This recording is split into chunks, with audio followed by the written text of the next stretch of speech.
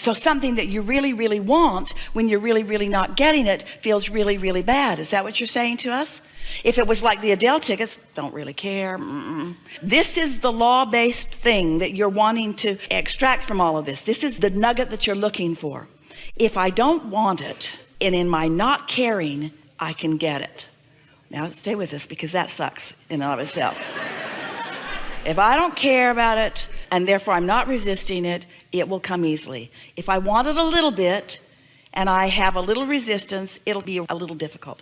If I really want it and I really don't expect it, or I really don't believe it, then I'm going to have a big time struggle. So the key is to want it, to want something a little, and let the desire for it grow naturally.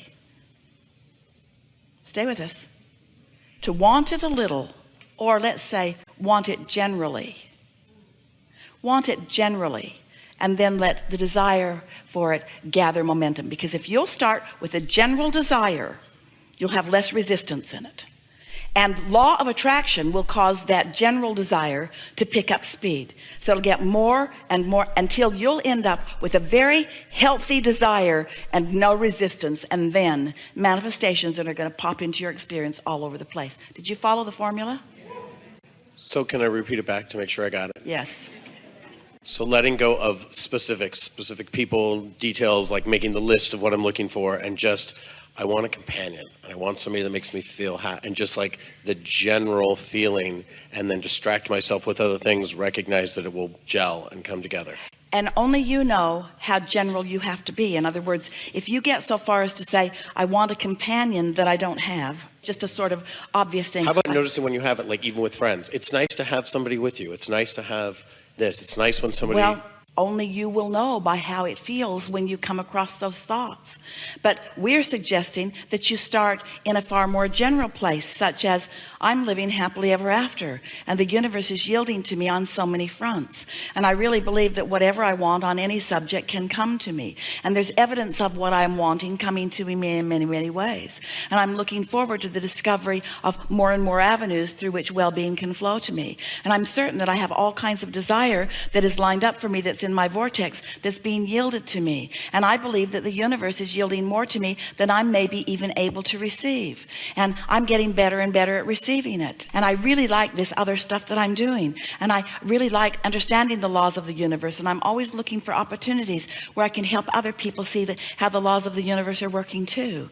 And now we're going to get a little more specific. And you see if in getting more specific, you're still in that easy place. And I like the idea of being a deliberate creator. And I so like deliberately creating among others who are deliberately creating. It's so fun to meld my mind with others. And it is so much fun to watch the universe bring to me the cooperative components of what I'm looking for. And therefore it is illogical to me that the universe would not already have worked out cooperative components to co-create with me on many fronts. Companionship is just a really natural thing on all subjects. There really isn't anything that I ever really do alone. There are almost always others around that I can bounce off of, or that I can respond to in some way. This is a cooperative universe. This is a collaborative universe. The universe knows who I am and what I want. And the universe knows, now we're going to get a little specific, maybe too specific for you. The universe knows who I am and what I want relative to all topics, and even relative to this topic of companionship or partnership. The universe knows who I am and what I want. The universe has been watching my expansion and evolution. The universe knows exactly where I am. The universe knows if I'm keeping my own promise to myself. Am I ready to bring a partner to me? Am I really in alignment with my true desire?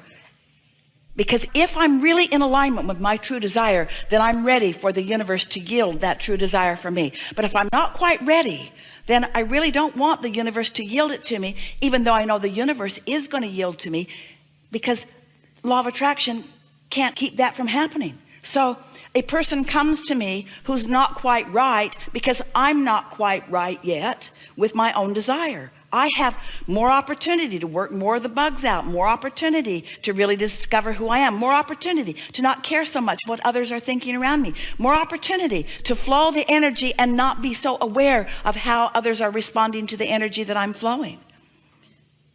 I'm getting ready to be ready for it. And when I'm ready, the evidence will show itself to me. I appreciate how the universe brings me an exact replica of whatever I've got going on vibrationally, so that I can see it, so that I can take the hit of it, so that I can feel the disappointment of it, so that I can take the bounce of it, so that I can launch the rocket of it, so that I can begin again, becoming more specific from a very beginning place of generality.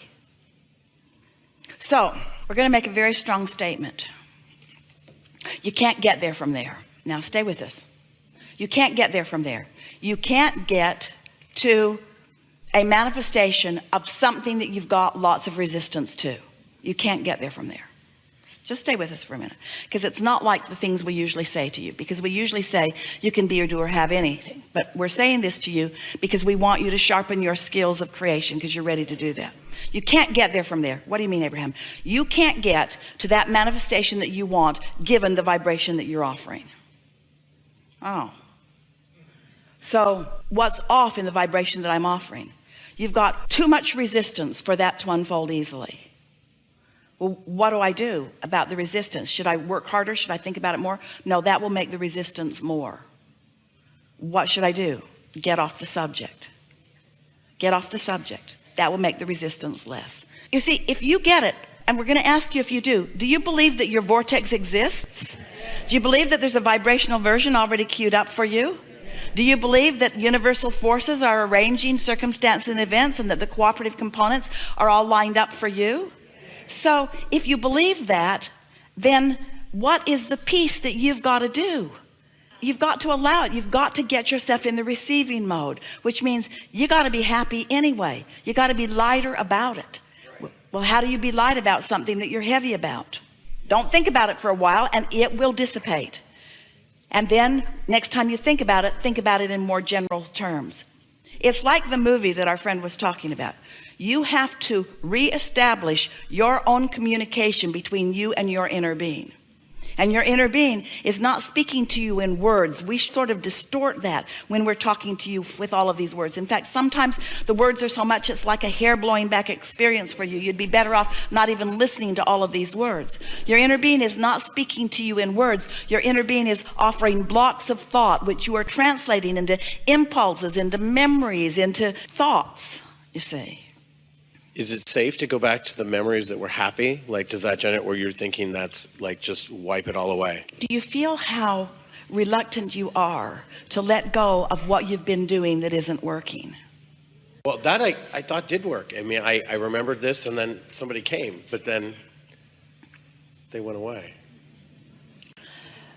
What? No.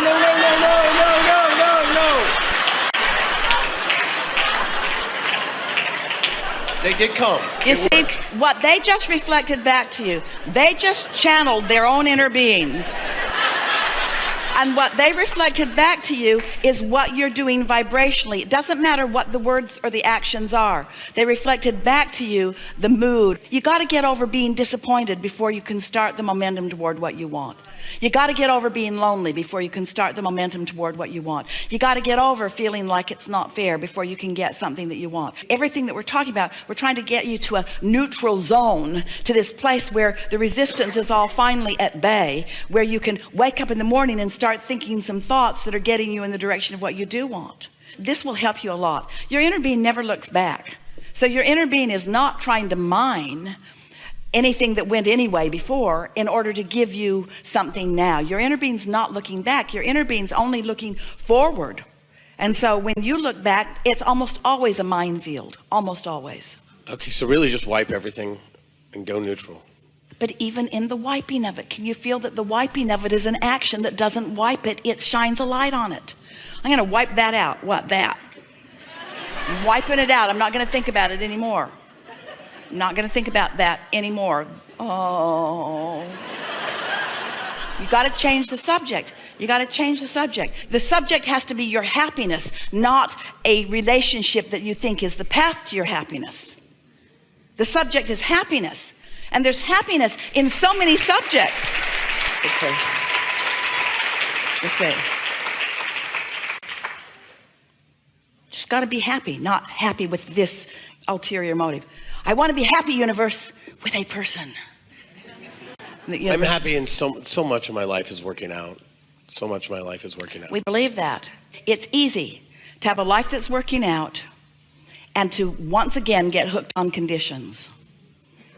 And so these conditions make me happy and that one doesn't. And so you're still kind of stepping back into some conditional living. All conditional living means is trying to fast forward into a manifestation to examine the conditions. Unconditional living, unconditional love, unconditional life is going for the emotion and never mind the way it's going to manifest. You just know it's going to be good when it does. So you were right when you said to us, so just think about happiness and think about how it feels to be appreciated and think about how it feels to appreciate. But there is so much in this world that you can appreciate. Do you know when you are in a nose-to-nose love affair with the love of your life and you think that what's happening is that person is loving you, what's really going on is you are loving that person. What's really going on is you are finding endless things about that person that your inner being agrees with. So it's just constant focusing yourself into alignment and using that person as the excuse. And you know, you could use 100 people and their best qualities to do exactly the same thing.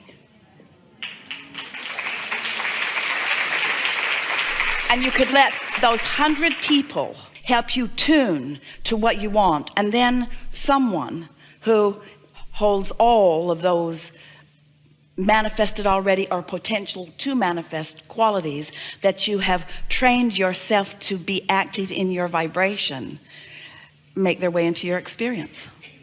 It's just such a lovely thing. You know why we want this manifestation for you? Because it's so delicious. Because the misses and the hits are all part of the process. When something works a little, you come to understand creation even more. When something doesn't work, you come to understand creation even more. And once this gets rolling, you'll never, ever again doubt that you can be or do or have anything that you want. That's just a giving. It's just this sort of cat and mouse game that you begin playing with the universe in discovering your own readiness for when it's going to happen, you see. It's inevitable that it's going to happen. Are you taking away from this yet the feeling that there's just no reason not to be happy? That you could get good enough at it that there's just no reason not to be happy? That doesn't feel so far-fetched to you. And do you know how remarkable that is? Do you feel how far you've come just in this conglomeration of conversation that we've had together, just in these few short minutes that we've been together today? And right now, more than ever before, you believe in happiness. You believe in your ability to align with what your inner being knows you want about everything. Talk about 3 wishes. Talk about endless goods flowing towards you and experiences. There's no reason for you ever to be disappointed. That is the distortion of all distortions. And it's not for any reason other than your ability to focus right now. And your ability to focus right now must not ever again be because you're focused on manifestations. That's not going to fly with you ever again. That doesn't cut it. Because that manifestation can change right now. Never again complain about a manifestation that is not pleasing to you because they are changeable by you now. So that's like saying, I don't like what I'm creating. I'm disappointed in what I'm creating, not in what happened. I'm disappointed in what I'm creating and I'm doing it now. And I'm not disappointed because of the subject of what I'm creating. I'm disappointed because of the process of creating right now. I've got it all balled up in some weird way. You see, you didn't come for the manifestation. You came for the manifesting. You didn't come for the creation, you came for the creating. You came because you are a creator, and a creator's got to create, you see. And so you've done most of the process. You sifted, you sorted, you put it in the vortex. It's there for you. But when you get crossways of that, then it starts bogging down and your emotions tell you what to do. Your emotions tell you what to do. Disappointment is not an emotion you want to foster. Disappointing stories are not the stories you want to tell. Disappointments are not the things you want to regurgitate. Disappointments about anything are not the thing that make your world go round. Disappointments take you into the past where you have no power. Optimism takes you into the now and into the future where all of your power is.